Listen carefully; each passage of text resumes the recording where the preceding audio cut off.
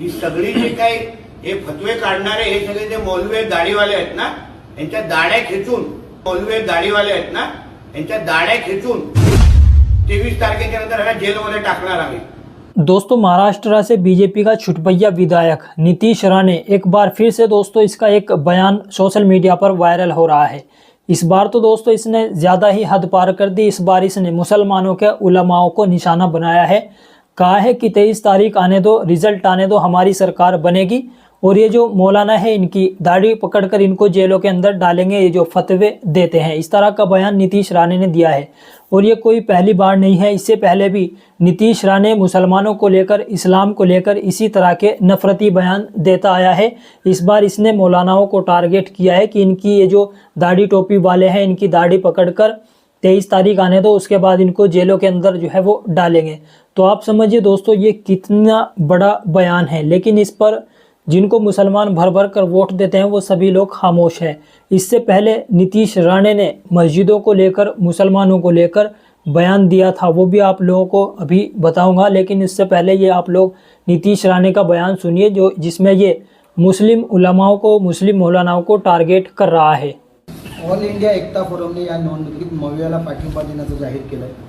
मुस्लिम धर्मगुरू मौलाना खलील उर रहमान सज्जाद नोमानी यांनी ही घोषणा केली आहे। मौलव्याच्या 221 तालिबानी आणि दहशतवादी मानसिकतेच्या ह्या सगळ्या संघटना आहेत, ज्यांना ह्या देशामध्ये, या देशाला इस्लामिक राष्ट्र बनवायचं आहे 2047 पर्यंत, आणि म्हणून ह्यांचे सगळ्यांचे हे सगळे फतवे बाहेर निघतायत। एका बाजूला सर्व धर्म समभावाचं टेप रेकॉर्डर लावायचं, गंगा जमुना तहजीब बोलून दाखवायचं, आणि दुसऱ्या बाजूला अशा पद्धतीचे फतवे काढायचे, आणि हे आमच्या हिंदू राष्ट्रामध्ये तुम्हाला वाटतं चालणार?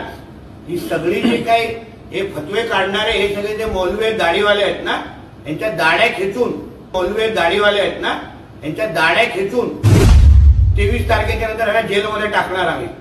म्हणून जी नाटकं करायची आहे, जे फतवेची तमाशा करायचा ना, 23 तारखेपर्यंत करा, नंतर शुक्रवारी ढुंगण वरती येणार नाही एवढी काळजी आम्ही घेऊ 23 तारीख नंतर। तो देखा दोस्तों आप लोगों ने, और आप लोग ये सोचिए कि आखिर ये इस तरह के नेता, इस तरह के लोग आए दिन आकर मुसलमानों को ही क्यों टारगेट करते हैं, मुसलमानों को ही क्यों बदनाम करते हैं, इस्लाम पर ही क्यों उंगलियां उठाते हैं। यानी अब ये नीतीश राणे आया है, इससे पहले भी इसने कहा था कि मुसलमानों को काट देंगे, मार देंगे, तुमको तुम्हारी मस्जिद के अंदर घुसकर मारेंगे। ये नीतीश राणे का पहले का बयान था, जिस पर दोस्तों कोई नहीं बोला था, सिर्फ इम्तियाज़ जलील साहब, वारिस पठान साहब यही इसका मुकाबला कर रहे थे। जिस तरह का ये भाषण दे रहा था, इसको इसी भाषा में जवाब दे रहे थे इम्तियाज़ जलील साहब और वारिस पठान साहब। इसके अलावा कोई और नेता आप लोग बता दो जो खुल कर के सामने आया हो, जिसने इसकी मुखालिफत की हो। जी हाँ दोस्तों, इनके ऊपर FIR भी दर्ज हुई बहुत सारी, और रामगिरी के ऊपर भी हुई थी, जो कि इम्तियाज़ जलील साहब ने काफ़ी आवाज़ उठाई उसको अरेस्ट कराने के लिए, लेकिन कोई गिरफ्तारी ऐसे लोगों की नहीं हुई। आखिर ये क्यों हो रहा है? ये दोस्तों इसलिए हो रहा है क्योंकि मुसलमानों की सियासत के अंदर हिस्सेदारी नहीं है। मुसलमानों का कोई अपना बड़ा लीडर नहीं है जो मुसलमानों की एकदम आवाज़ उठा सके। एक दो जो उठाते भी हैं मुसलमानों की आवाज़, उनकी मुसलमान खुद टांग खींचते हैं, उनको आगे बढ़ने नहीं देते, उनके ऊपर तरह तरह के इल्ज़ाम मुसलमान खुद लगाते हैं। अब अगर मुसलमानों के दोस्तों आप लोग देखेंगे, मुसलमानों की सियासत के अंदर हिस्सेदारी होगी, मुसलमान सियासत से मजबूत होंगे, तो ये जो इस तरह के बयान देते हैं मुस्लिम उलमाओं के बारे में या फिर मस्जिदों के बारे में कि लाउड स्पीकर हटाओ। अभी जो महाराष्ट्र के अंदर इलेक्शन चल रहे हैं, यहाँ पर कुछ नेताओं की तरफ से स्टेज पर खड़े होकर कैमरा के सामने ये कहा गया कि हमारी अगर सरकार बनेगी तो मस्जिदों के ऊपर ये जो लाउड स्पीकर लगे हुए हैं जिनमें अजान होती है, हम इनको उतरवा देंगे। तो आप लोग देखें दोस्तों, यही वजह है।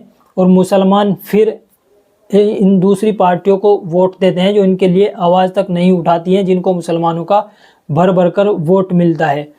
तो दोस्तों ये बयान था, और आप लोग सोचिए कि मुसलमानों को भी सियासत में हिस्सेदारी बनानी चाहिए, ताकि ये जो हमले मुसलमानों के ऊपर हो रहे हैं, ये जो लीचिंग हो रही है या फिर मस्जिदों के ऊपर हमले किए जा रहे हैं, जो कुछ भी हिंदुस्तान के अंदर चल रहा है, ये वही है।